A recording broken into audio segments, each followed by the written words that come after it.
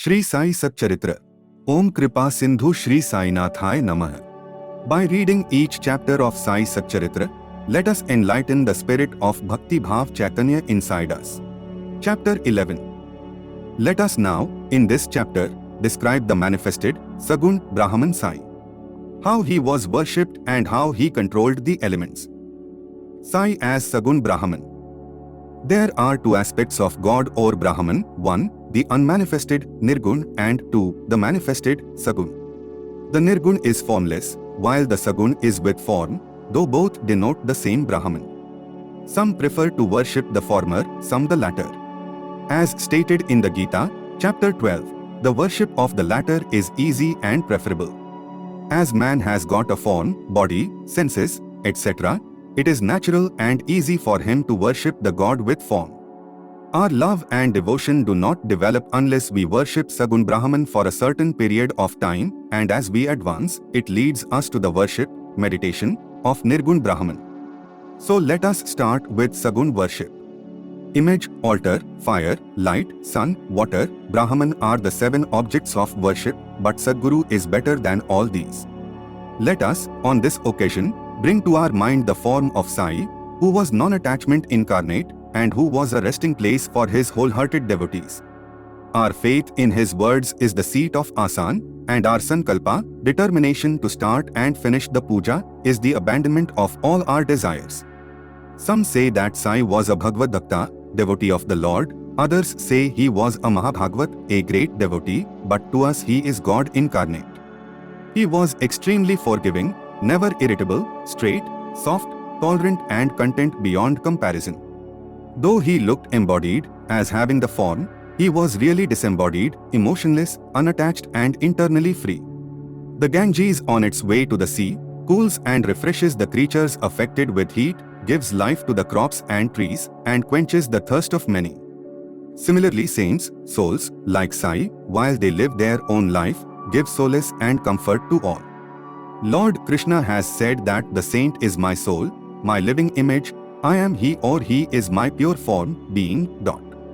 This indescribable Shakti or power of God, known as pure existence, knowledge and bliss, incarnated in the form of Sai in Shirdi.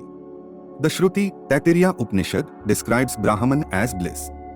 This we read or hear daily in the books, but the devout people experienced this Brahman or bliss in Shirdi. Baba, the support of all, required no prop or support, Asan, from anybody.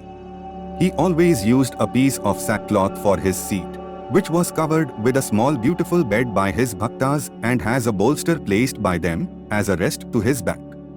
Baba respected the feelings of his devotees and allowed them to worship him as they liked. Some waved chamara or fans before him, some played on musical instruments, some washed his hands and feet, some others applied scent and chandan, some gave betel nut with leaves and other things, and some others offered navedya. Though he looked like living in Shirdi, he was present everywhere. This all-pervasiveness of his way daily experienced by his devotees. Our humble prostration to this all-pervasive Sadguru. Dr. Pandit's worship. One Dr. Pandit, a friend of Tatya Sahib Nulkar, once came to Shirdi for Baba's darshana. After saluting Baba, he stayed in the masjid for some time. Baba asked him to go to Dadbhat Kelkar. He went to Dadbhat, by whom he was well received. Then Dabhat left his house for puja and Dr. Pandit accompanied him. Dadbhat worshipped Baba. Nobody until then dared to apply sandal paste to Baba's forehead. Only Malsapati used to apply it to his throat. But this simple-hearted devout, Dr. Pandit, took the Badhat's dish containing puja materials and taking sandal paste out of it, drew a tripundra, that is their horizontal lines on Baba's forehead. To the surprise of all, Baba kept silent without uttering a single word. Then Dabhat that evening asked Baba, how is it that though you object to the sandal paste being applied by others to your forehead, but you allowed Dr. Pandit to do so now? Baba replied that Dr. Pandit believed him to be the same as his Guru, Raghunath Maharaja of Dhopeshwar, known as Kaka Puranik, and he applied the paste to his forehead, as he was doing to his Guru. Hence he could not object. On inquiry, Dr. Pandit told Dadbhat that he took Baba as his Guru Kaka Puranik, and hence he marked the Tripundra on Baba's forehead, as he did on his Guru's head. Though Baba allowed the devotees to worship him as they pleased, still sometimes he acted in a strange way. Sometimes he threw away the puja dish and was wrath incarnate, then who could approach him? Sometimes he scolded the devotees, at times he looked softer than wax, a statue of peace and forgiveness. Though he seemed to shake with anger and his red eyes rolled round and round, still he was internally a stream of affection and motherly love.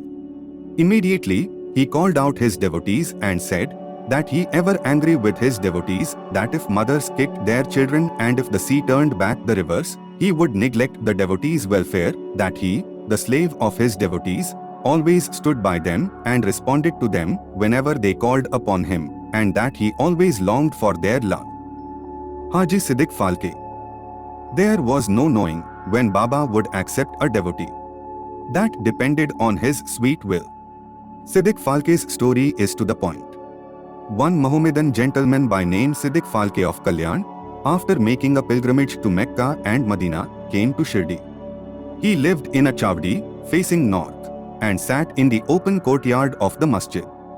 For 9 months, Baba ignored him and did not allow him to step into the masjid. Falke felt much disconsolate and did not know what to do.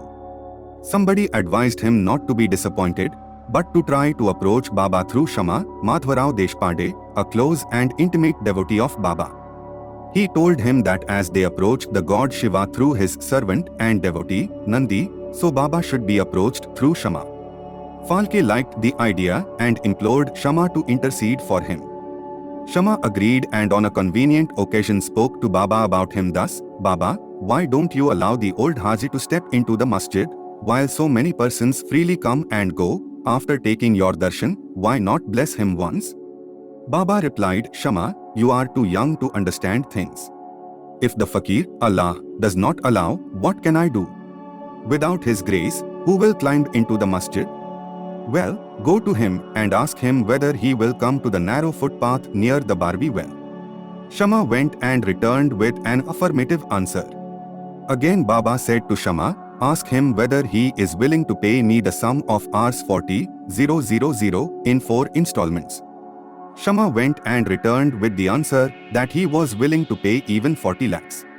Again Baba said to Shama, we are going to butcher a goat in the masjid, so ask him whether he would like to have mutton, haunch or testicles of the goat.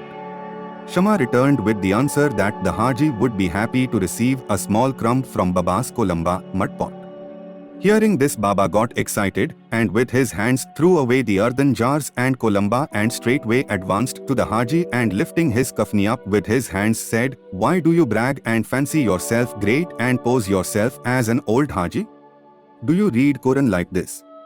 You are proud of your pilgrimage to Mecca, but you do not know me. Being thus scolded, the Haji was confounded. Baba then went back to the masjid, purchased a few baskets of mangoes and sent them to the Haji. Then again Baba went to the Haji and taking out Rs 55 from his pocket, gave them to the Haji. From that time, Baba loved the Haji, invited him for meals and the Haji, thereafter, came into the masjid whenever he liked. Baba gave him at times some rupees, and thus the Haji was enlisted in Baba's darbar. Baba's control over the elements. We shall close this chapter after describing 2 incidents showing Baba's control over the elements. 1. Once at evening time, there was a terrible storm at Shirdi. The sky was overcast with thick black clouds. The winds began to blow forcibly, the clouds roared, and the lightning began to flash, and the rains began to descend in torrents. In a short time, the whole place was flooded with water. All the creatures, birds, beasts and men got terribly frightened, and they all flocked to the masjid for shelter. There are many local deities in Shirdi, but none of them came to their help. So they all prayed to Baba, their God, who was fond of their devotion, to intercede and quell the storm. Baba was much moved. He came out and standing at the edge of the masjid, addressed the storm in a loud and thunderous voice, Stop! Stop your fury and the calm. In a few minutes the rains subsided, the winds ceased to blow, and the storm came to a stop. Then the moon rose in the sky, and the people then went back home well pleased. 2. On another occasion at noon the fire in the dhuni began to burn brightly, its flames were seen to be reaching the rafters above. The people who were sitting in the masjid did not know what to do. They dared not to ask Baba to pour water or do anything to quench the flames. But Baba soon came to realize what was happening. He took up his satka, short stick, and dashed it against a pillar in front, saying, "Get down, be calm." At each stroke of the satka, the flames began to lower and slow down, and in a few minutes the dhuni became calm and normal. This is our Sai, an incarnation of God. He will bless any man who will prostrate and surrender himself to him. He who will read the stories of this chapter daily with faith and devotion will soon be free from all calamities. Not only this, but always attached and devoted to Sai, he will get very soon God vision, all his desires will be fulfilled, and being ultimately desireless, he will attain the Supreme. Amen. Bow to Shri Sai. Peace be to all. The next chapter of Shri Sai Satcharitra will be available on our YouTube channel in the next 24 hours. Till then, stay tuned and do not forget to subscribe to Bhakti Bhav Chaitanya English and like and share the video.